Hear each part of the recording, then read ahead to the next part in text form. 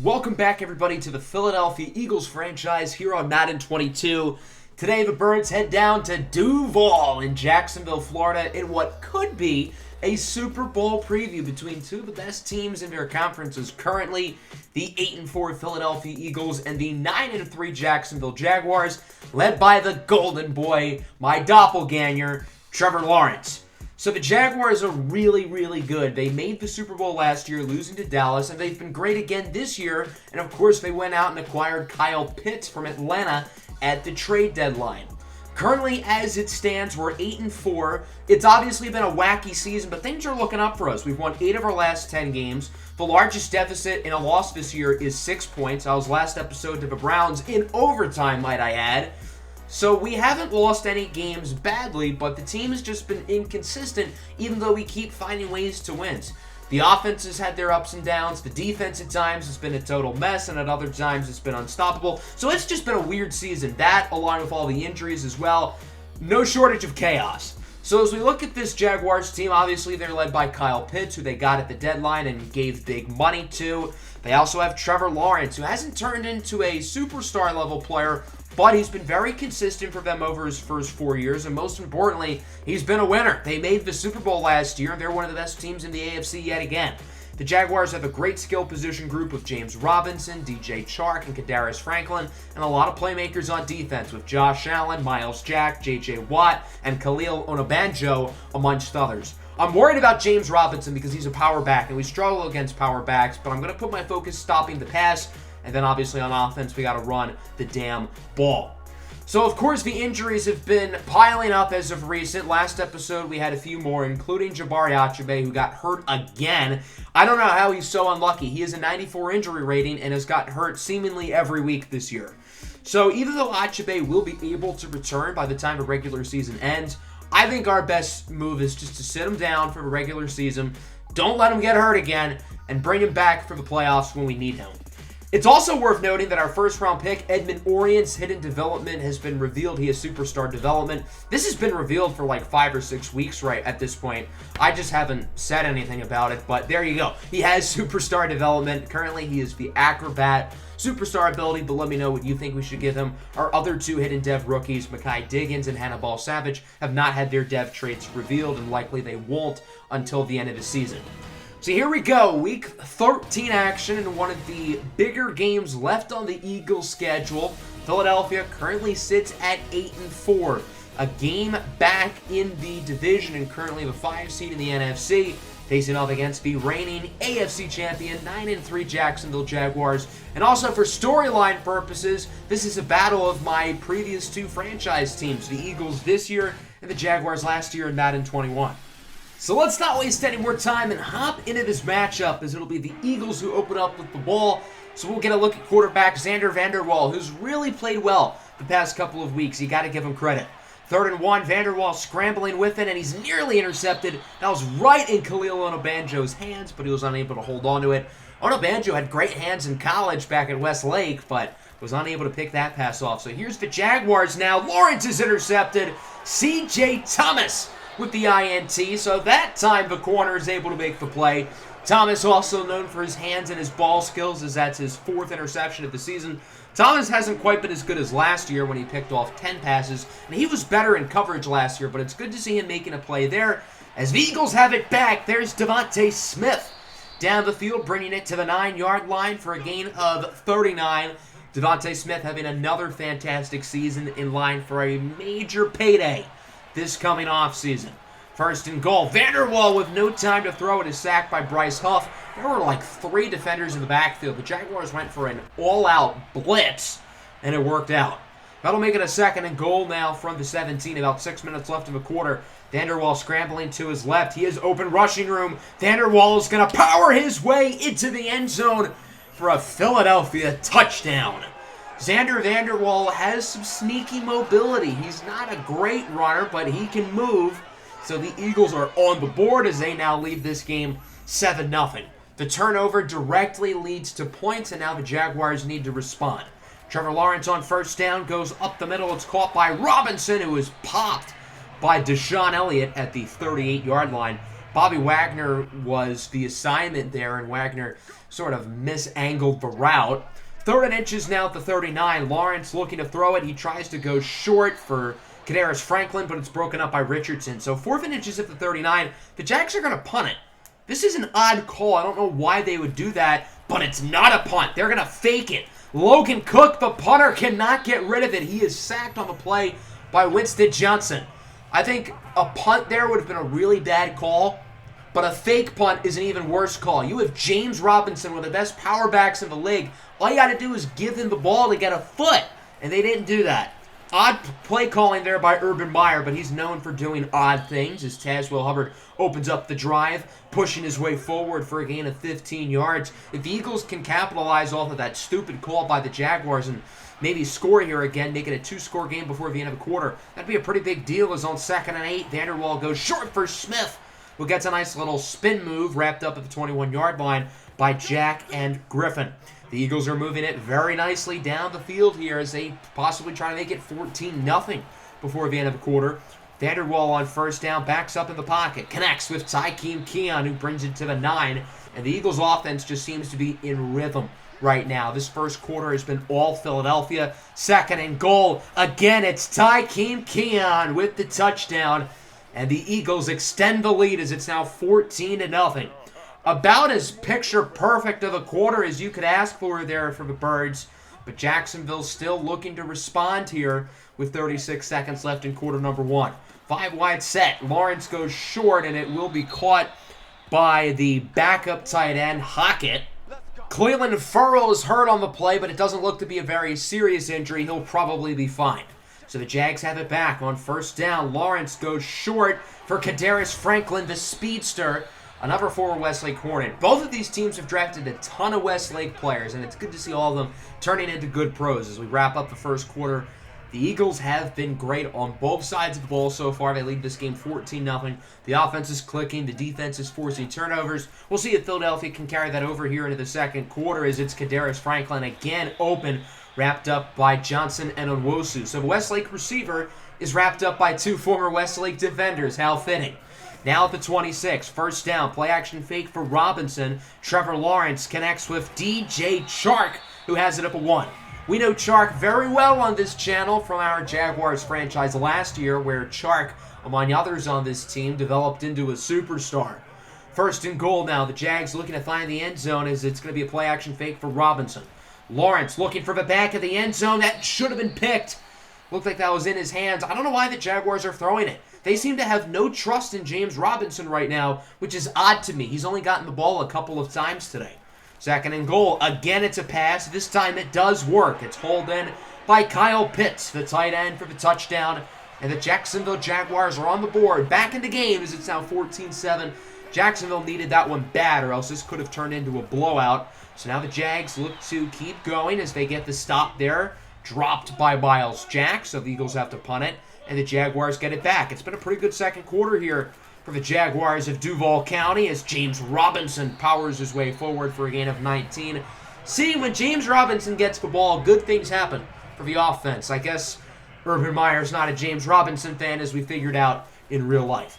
From the 47 now, Lawrence again looking to throw it. Gonna take a shot downfield. Hit as he throws it. It's picked off. Joko Onwosu with the interception. Got to give a lot of credit there to Fletcher Cox. He was in Lawrence's face, and Trevor Lawrence just said, F it. Kadarius Franklin's going to be down there somewhere, but unfortunately for him, Joko Onwosu was also down there to force the turnover. So Lawrence has now thrown 2 picks in the second half. Eagles have it back, but not for long. It's intercepted by Juan Thornhill. So both teams trade interceptions, and it ends up being a net positive for the Jaguars because they have it at the 10-yard line. An unbelievable play there by Thornhill. I don't think that was that bad of a pass, but Thornhill was able to leap up. Thornhill has excellent leaping ability. He gets the interception. The Jaguars on the very next play are going to tie it up. It's Kyle Pitts with his 2nd touchdown of the ball game, and this one is knotted up at 14. The booth would review it.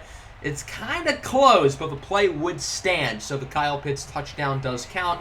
And the dominant first quarter that the Eagles had is pretty much evaporated. The Eagles have blown a number of leads this season, and this one is just another added to the list as we make it to the 2-minute warning. 14-14. We've got a third down here from the 34. Vanderwall connects with Rosemont St. Clair for a gain of 14. That's a nice play there for Philadelphia to keep the drive moving. 2nd and 10 now. Both teams still with all 3 timeouts. It's Keon on the out route. Brings it to the 40. That stops the clock. The Eagles would have to call a timeout the following play, as it's now 2nd and 11 from the 41. Vanderwall with no time to throw it, trying to get rid of it, but he is sacked. It's for corner, Khalil Onabanjo making the play. That'll be a loss of 10. The Eagles are now chewing clock. Interesting strategy. They realize they're probably not going to score a touchdown, so they don't want Jacksonville to get the ball back as the pass is caught by Keon. So that'll bring the Eagles back in a field goal range. That'll bring out Zebediah Phoenix for a 55-yard attempt. Phoenix had a very interesting episode, particularly in the Browns game. He kicked 2 field goals of 60-plus yards, including an NFL record 67-yarder, but he also missed the game winner later in the game and caused the Eagles to lose, as he does sink that one from 55. So another very long kick added to Phoenix's repertoire as we wrap up the first half.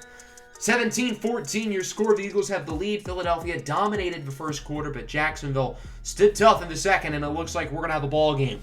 The game plan will not change. Run the ball and stop the pass, because obviously we're a ground and pound team, and Jacksonville really has not thrown it at all today. So now we move to quarter number 3. The Jaguars start on offense with an opportunity to take their first lead of the game. 3rd and 2, handoff for Robinson, and it looks like he is stopped.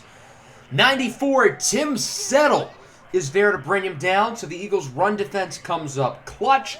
I guess it's not always sunshine and rainbows when James Robinson gets the ball. Maybe Urban Meyer was right all along. That'll force a punt. Philadelphia gets the ball back, looking to make it a 2-score game here in the 3rd quarter as Vanderwall's under a ton of pressure. Incomplete, trying to get it to Smith.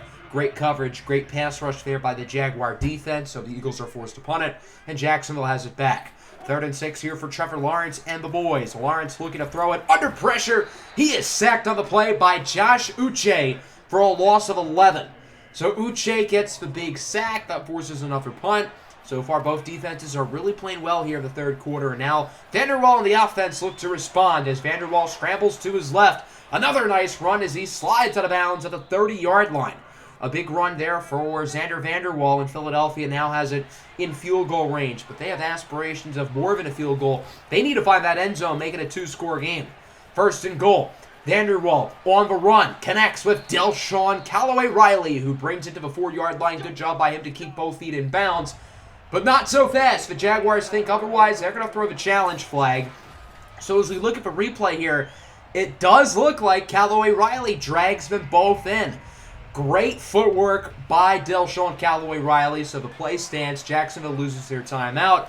Now the Eagles have it at the 4. As on 1st and goal, it's Devontae Smith with the touchdown reception, and indeed the Eagles now lead by 2 scores. 24-14, good drive by Vanderwall and the crew, finished off with a touchdown for Devontae Smith.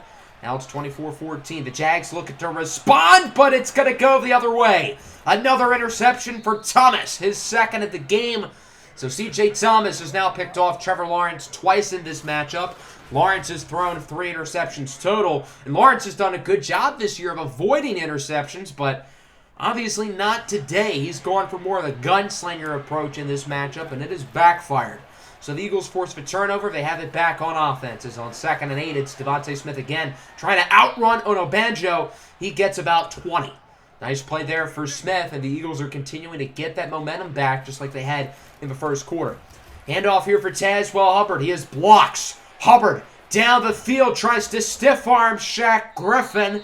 He is wrapped up at the 2, not before gaining 26. Hubbard now at 69 yards on the day. Nice. Hubbard also crossed the 1,000 yards mark for the season today, as on 2nd and goal, it's Tykeem Keon with his 2nd touchdown of the ball game. And Philadelphia now leads 31-14. So just like that, it's a 3-score game, and now the Jags are in a little bit of trouble. 3rd and inches. Lawrence misfires for Kyle Pitts. It has been a disastrous 3rd quarter here for Jacksonville, but at least they're going to end off strong as Kayvon Chason brings down the quarterback. But other than that, not a particularly good quarter there for the Jaguars as Trevor Lawrence is picked off again. Lawrence has thrown an interception in all 3 quarters today, and the Eagles' offense is back to playing really well. 3rd and 11 for Philadelphia. Vanderwall with another open rushing lane, and he's going to get 13.